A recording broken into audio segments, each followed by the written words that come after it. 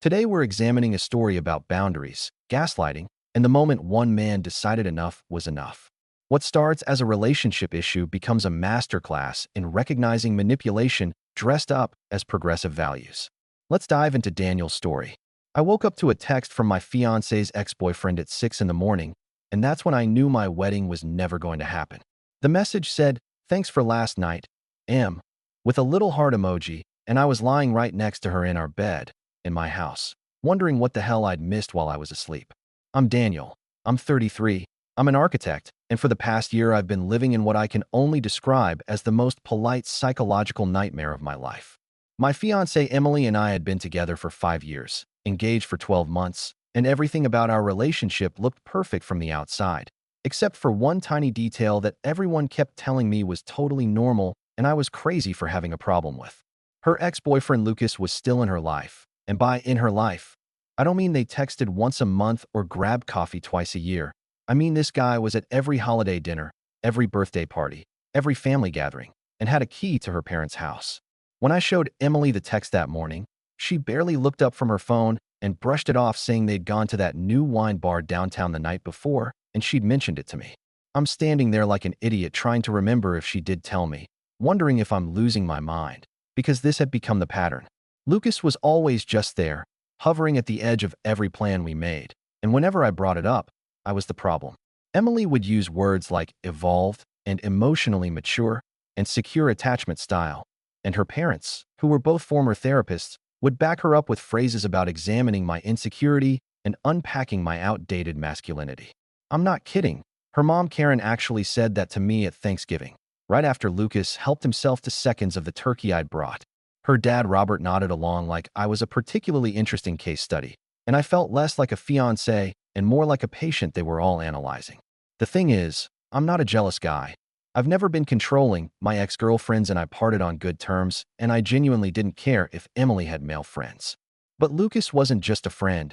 He was everywhere, and the boundaries I tried to set were treated like personal failings I needed to work through in therapy.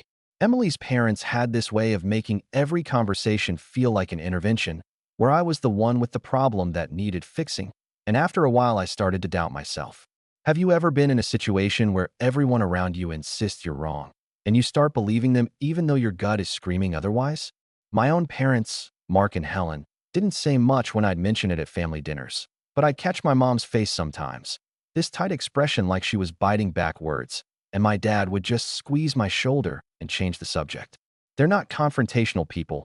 They didn't want to interfere, but I could feel their concern like a weight in the room. Meanwhile, at Emily's family events, Lucas would be sitting right there at the main table, not off with the extended family or casual friends, but with us, the core group, and everyone acted like this was completely normal. He'd been her boyfriend for 3 years before me. They'd broken up mutually according to Emily, stayed friends, and her parents loved him so much they'd basically adopted him as a bonus son. I'd watch him laugh at inside jokes with her dad, help her mom in the kitchen, play with her younger sister's kids, and I'd think, am I insane? Or is this weird? Emily would catch me looking and later tell me I seemed tense and ask if I was feeling insecure again, and I'd end up apologizing. The gaslighting was so smooth, I didn't even recognize it as gaslighting until way too late. It was all dressed up in therapy language and concern for my emotional growth. And I fell for it because I wanted to be a good partner. I wanted to be evolved and mature and secure, so I swallowed my discomfort over and over, and Lucas kept showing up. He was at her birthday dinner, sitting 2 seats down from me.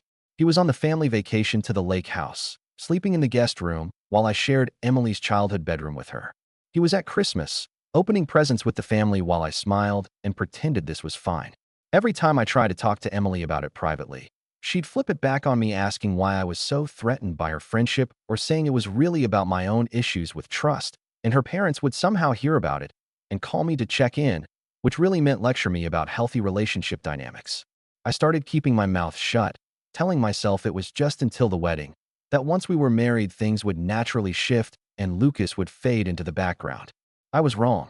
3 months before the wedding, we had a dinner scheduled with both families at this expensive restaurant downtown, one of those places with cloth napkins and a wine list thicker than a phone book, because we were supposed to finalize the wedding details.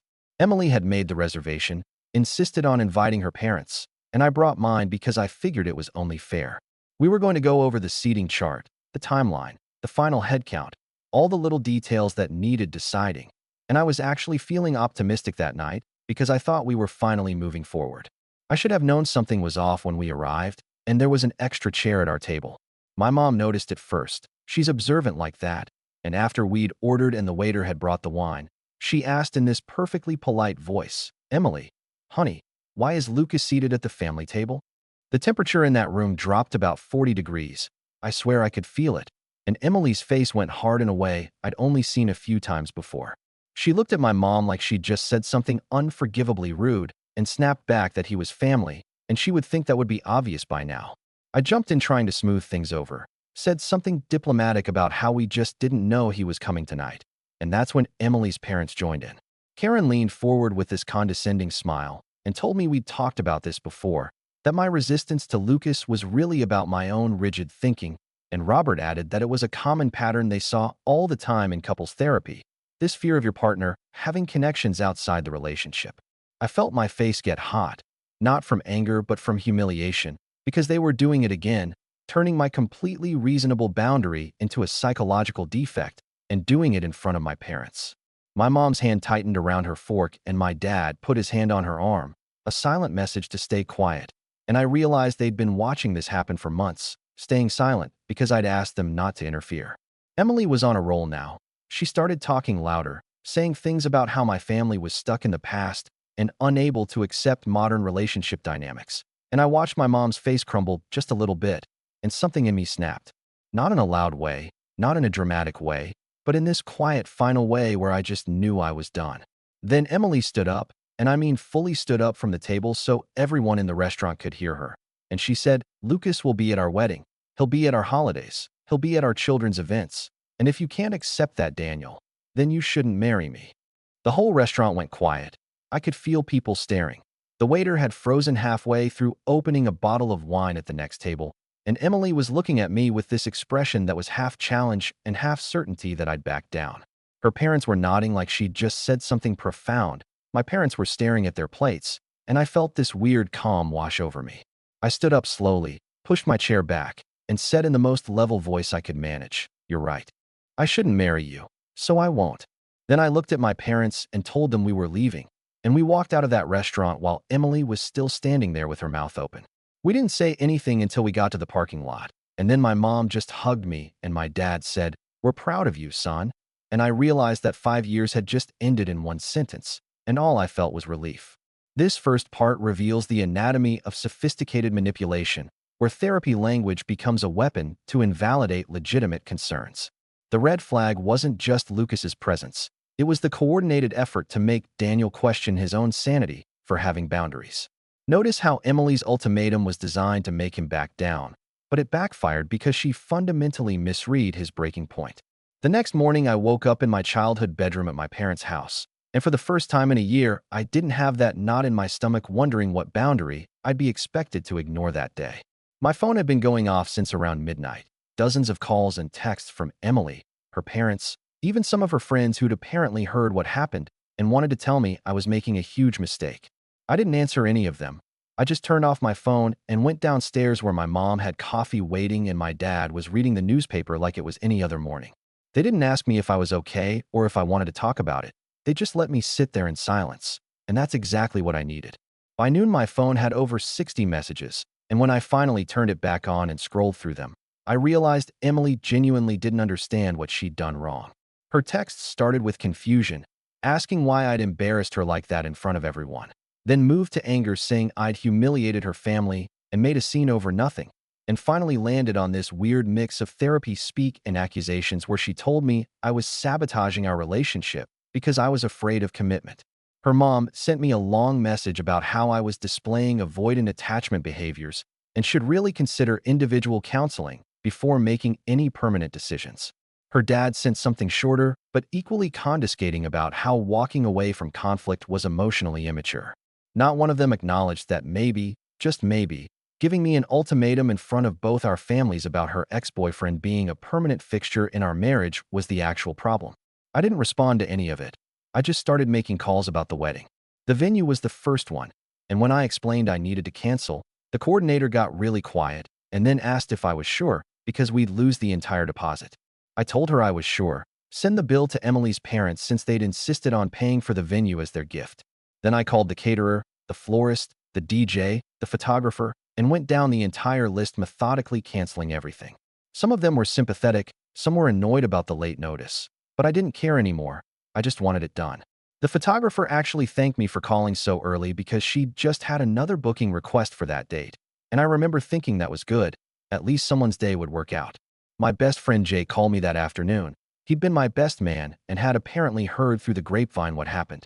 He asked if I needed him to come over, and I said no.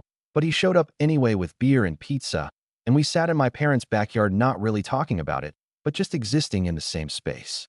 He told me he'd never liked Emily's family, thought they were pretentious and condescending, and he'd always wondered why Lucas was around so much, but figured it wasn't his place to say anything. I asked him why nobody had said anything, and he just shrugged and said, "Would you have listened a year ago?" And he was right, I wouldn't have. I'd been so deep in the fog of wanting to be the perfect progressive boyfriend that I'd ignored every red flag and every gut feeling telling me something was wrong. 3 days after the restaurant incident, Emily showed up at my house. I'd gone back to collect some things and make sure everything was secure, and she was sitting on the front steps waiting for me. She looked terrible, like she hadn't slept, and when she saw me, she immediately started crying and saying we needed to talk. I told her there was nothing to talk about, but she followed me inside anyway. And that's when I showed her the folder I'd prepared. Inside were copies of the deed to the house showing it was solely in my name, purchased 2 years before we met, and a timeline I'd written out of when she'd moved in and what the living arrangement had been. She stared at the papers confused and asked what this was about, and I explained calmly that since we weren't getting married, she needed to move out, and I was giving her 30 days to find a new place. She looked at me like I'd slapped her and said, "You're kicking me out?" And I corrected her. I wasn't kicking her out. I was simply ending our cohabitation now that we were no longer engaged. She tried to argue that she'd lived here for 3 years, that she had rights, and I pulled out another paper showing the housing agreement we'd signed when she moved in, the one her lawyer dad had insisted on actually, which clearly stated the house was mine and she was essentially a guest. The irony wasn't lost on me that her father's paranoia about protecting her assets had actually protected mine. Emily completely fell apart then, dropping onto the couch and sobbing, saying she didn't understand how we got here and couldn't we just talk about this like adults. I sat down across from her, not next to her, and asked her a simple question. Did she actually want to marry me, or did she want to marry the idea of having both me and Lucas in her life forever? She got defensive immediately, said I was twisting things and that Lucas was just a friend, and she couldn't believe I was this insecure. I didn't raise my voice. I just repeated the question, and she couldn't answer it. The silence stretched out for almost a minute, and then she said something that made everything click into place. She said, "Lucas wanted to get back together last year, and I said no because I was with you. Doesn't that count for anything?" I just stared at her, processing what she'd just admitted, and asked why Lucas would think he had a chance if they were just friends. She started backtracking immediately, saying it wasn't like that. He'd just expressed feelings and she'd shut it down, but I could see the truth in her face. She'd liked the attention, liked having 2 men competing for her, liked being the center of that dynamic, and she'd convinced herself and everyone around her that this was normal and healthy, and I was the broken one for objecting. I stood up and told her she had until the end of the month to move out, and if she needed help finding a place, I'd be happy to give her recommendations for apartments near her parents. She started yelling then, saying I was being cruel and heartless and throwing away 5 years like it meant nothing, and I let her yell until she ran out of steam. Then I said quietly, "Emily, you gave me an ultimatum. You told me not to marry you if I couldn't accept Lucas being at every major event for the rest of our lives, and I took option 2. This isn't me throwing anything away. This is me respecting your boundary." She didn't have a response to that. She just grabbed her purse and left, slamming the door hard enough that I heard something rattle in the kitchen. I stood there in my living room, in my house, in the space I'd worked so hard to build, and felt nothing but relief that she was gone. Over the next 3 weeks, Emily moved her stuff out gradually, usually when I wasn't home, and her friends helped her because I guess she was too embarrassed to ask her parents. She left her key on the kitchen counter with a note that just said, "I hope you're happy," and I remember reading it and thinking, yes, actually, I am. The remaining weeks before what would have been the wedding date passed quietly, almost surreally peaceful, and I used that time to focus on work, spend time with my parents. and process everything without the constant noise of Emily's drama. My mom called me every few days to check in, never pushy, just making sure I was eating and sleeping and not spiraling, and I appreciated that she trusted me to handle this my own way. My dad sent me a text one night that just said, "Proud of you for knowing your worth." And I saved that message because it meant more than he probably knew. Emily's parents tried calling me once, together on speakerphone, and I let it go to voicemail where Karen left this long, rambling message about how they were disappointed in my inability to work through relationship challenges, and they hoped I'd eventually grow enough to understand what I'd lost. I deleted it without listening to the whole thing. I'd heard enough of their analysis to last me a lifetime.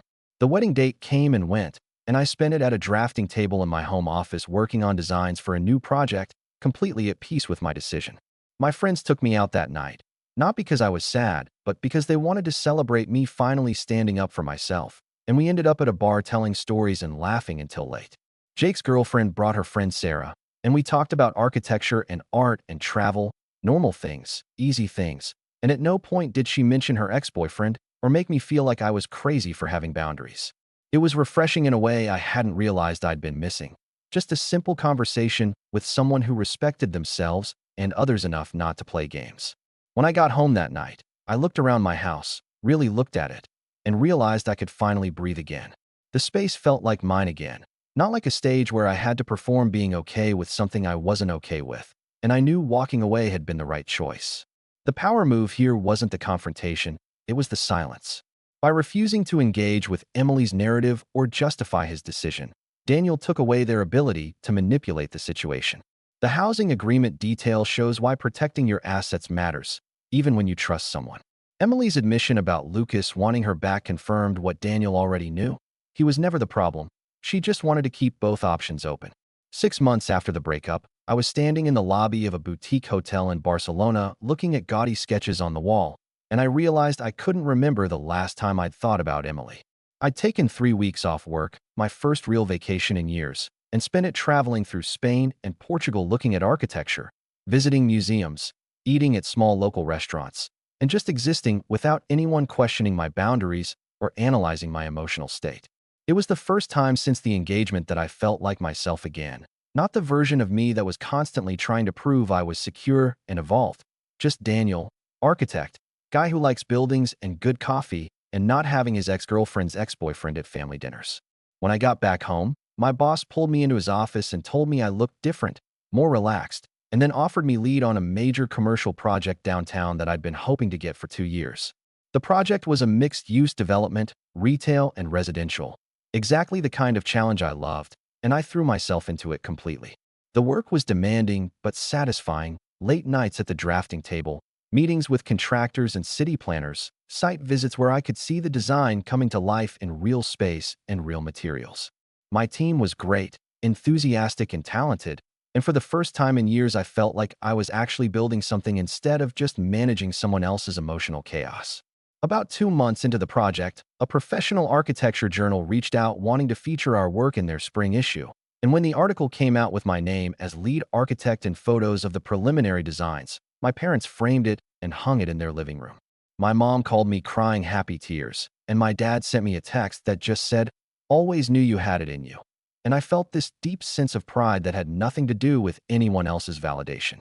I'd proven to myself that I could walk away from something that wasn't right and build something better, both literally and metaphorically. I ran into Emily about 10 months after the breakup, completely by accident at a coffee shop near my office. I was picking up my usual order, not paying attention, and turned around and almost crashed right into her.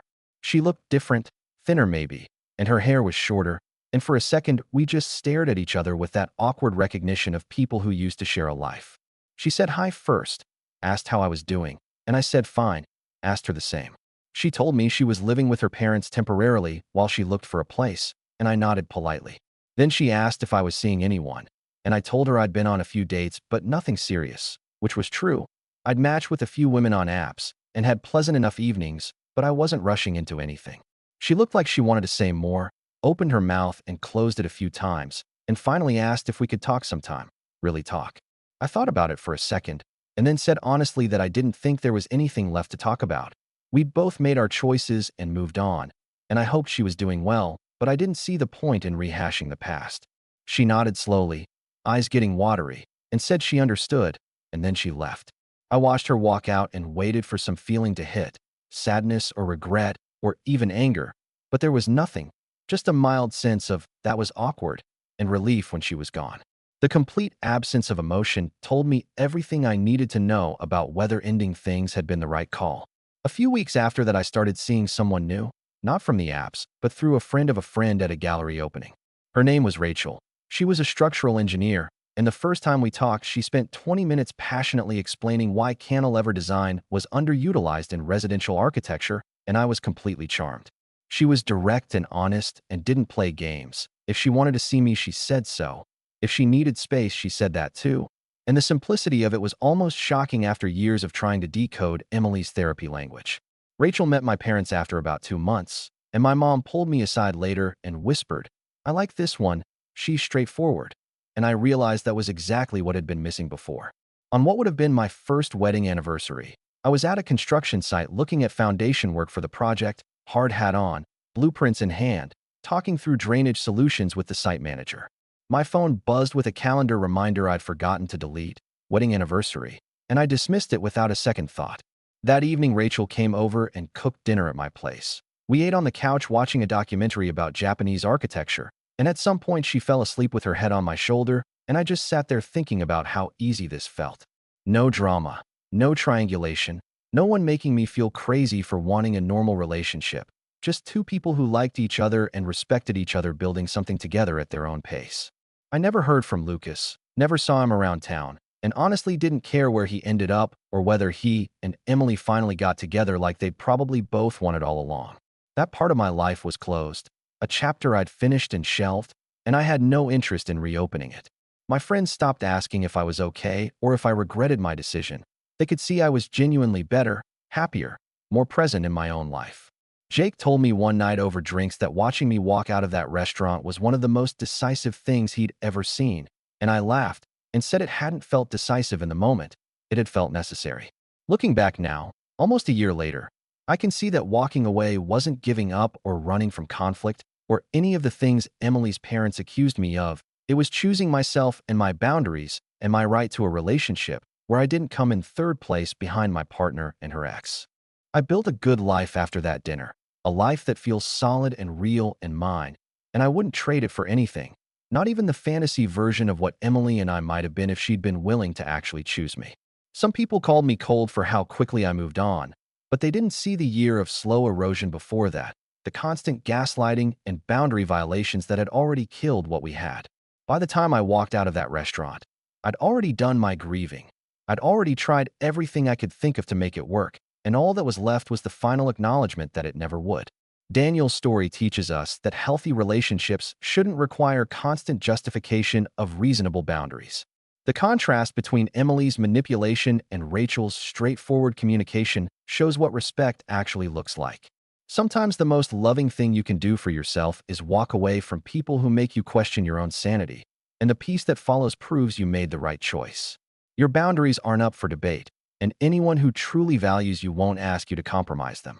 What do you think about this story? Let me know in the comments, drop a like, and don't forget to subscribe for more real-life stories.